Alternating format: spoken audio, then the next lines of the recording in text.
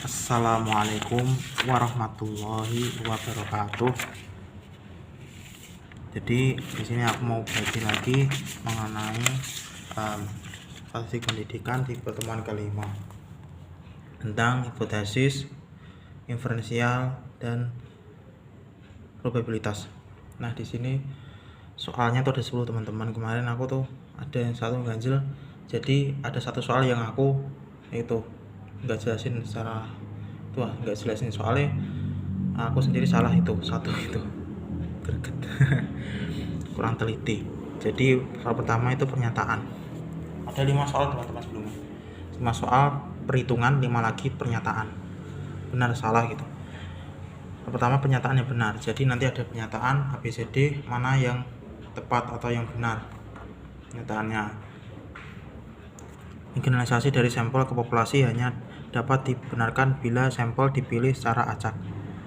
Nah di sini generalisasi itu apa? Penelitian secara umum itu loh, kemarin udah diterangkan di metode penelitian. Nah sampel populasi hanya dapat dibenarkan bila ya jadi syarat sampel dipilih secara acak. Nah ini pernyataan yang benar, nanti bisa dibaca lagi. Kemudian langsung saja nomor 2, apa yang diperlukan dalam menentukan tingkat probabilitas? Ya probabilitas itu kemungkinan. Jadi nanti ada pernyataan 1, 2, 3, 4 ABCD mana yang tepat. Ada informasi tentang jumlah peristiwa khusus dan peristiwa secara keseluruhan, jadi ini paling benar.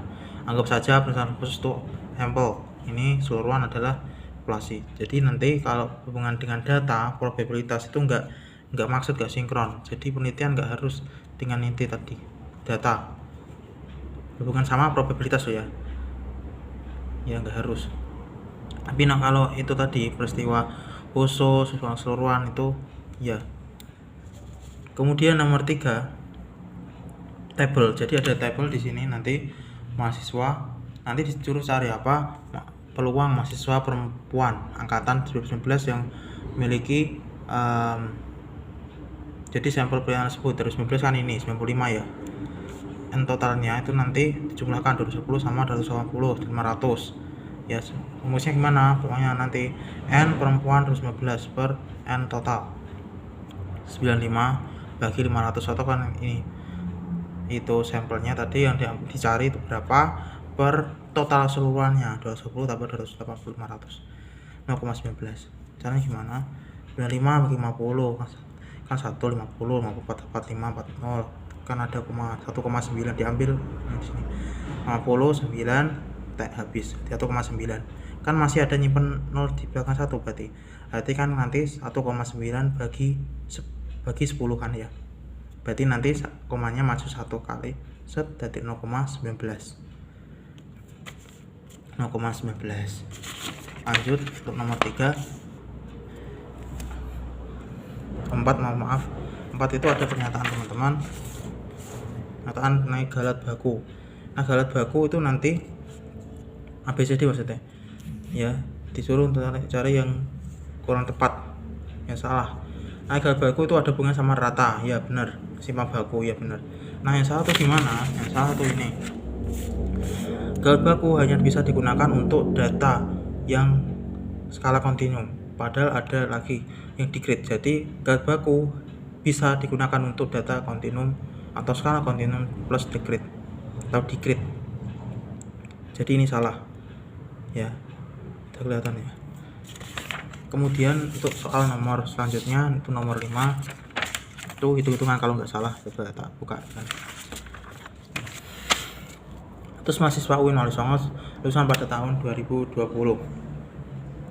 itu kemudian secara deskriptif melakukan secara deskriptif. Peneliti meneliti menemukan nilai rata atau Y barnya 3,5, simpang bakunya berapa? 0,3. Ditanya garis baku atau S, Y nya S bar. Jawab keterangannya itu diketahui Y barnya itu 3,5, S nya 0,3, nya 100. Ditanya S Y bar berapa? Jawab S bar rumusnya ini S per akar N ya. Saya sering menggunakan akar N, ada yang kasih rumus gini untuk akar, dianggap akar, tapi lebih sering pakai akar. 0,3 per akar 100, ini tahu 100 mahasiswa tadi, 0,3 per 10 ya. Jadi komanya maju sekali, saya jadi 0,03, ini 0 maju. Lanjut nomor 6 ini, ini Excel. Untuk fungsi Excel sama dengan SQRT ya, pakai akar ini, SQRT dalam kurung berapa gitu, di enter.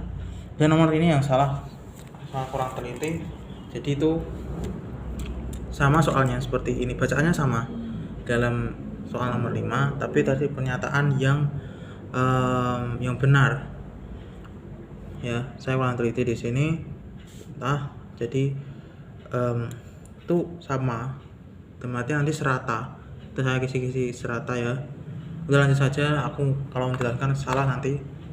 Kemudian nomor 7, untuk nomor 7 teman-teman, itu tentang pernyataan yang paling benar tuh yang mana. Ini nomor 7, tingkat kepercayaan 90%, penyebaran rata IQ mahasiswa sarjana berkisar 100 sampai 102, maka tingkat signifikansi bahwa skor IQ mereka berada di luar rentang tersebut adalah 10%. Tingkat signifikansi atau itu taraf signifikansi digambarkan dengan ini alfa.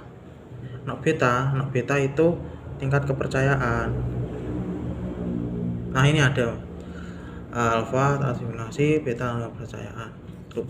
Kalau rumuskan alfa plus beta sama dengan 1, alfa sama dengan 1 kurangi beta, beta sama dengan 90%, 90% dijadikan bilangan 0,9, jadi jadikan desimalnya tadi, alfa sama dengan 1 kurangi 0,9 sama dengan 0,1 sama dengan 10%. Ya, 1 bagi 0,1 jadikan itu kan jadi 10% kan, dikalikan 100 ya, dikalikan 100 jadi 10%. Alfa taraf atau tingkat signifikansi sama dengan 10%. Nah itu udah bener, mana aku ngisi itu, alhamdulillah. Jadi jawabannya tuh. Lanjut ya teman-teman, nomor 8. Alhamdulillah. Ini 8 itu ada pernyataan agak banyak sedikit, soal-soal gitu. Kemudian disuruh mencari pernyataan yang salah. Jadi di soal itu udah ditemukan kayak nilai baku berapa, nilai Z berapa, kemudian berdasarkan tabel Z nilai Z 2, kemudian memiliki probabilitas sekian, rata IP sampel tidak berbeda secara signifikan dari populasi gitu, misalnya gitu. Lanjut saja ya, langsung. PPD IPK itu 3,4 dari PPD itu pusat komputer lah, memang komputer. Disambil sampel di 64 orang mahasiswa secara acak, Y-barnya itu 3,3, S-nya 0,4. Alhamdulillah. Hipotesis nolnya itu 3,4. Kriteria signifikasi alfa 5%, 5 per 100 0,05. Dua sisi atau ekor, sisi itu atau ekor. Nah ini jadi assumption tipe kita, karena nanti nilai Z tabel dari tabel tadi dicarikan berapa tadi nilai Z nya tadi, kemudian dikalikan 2 ya. Jadi nanti cari di tabel Z dulu.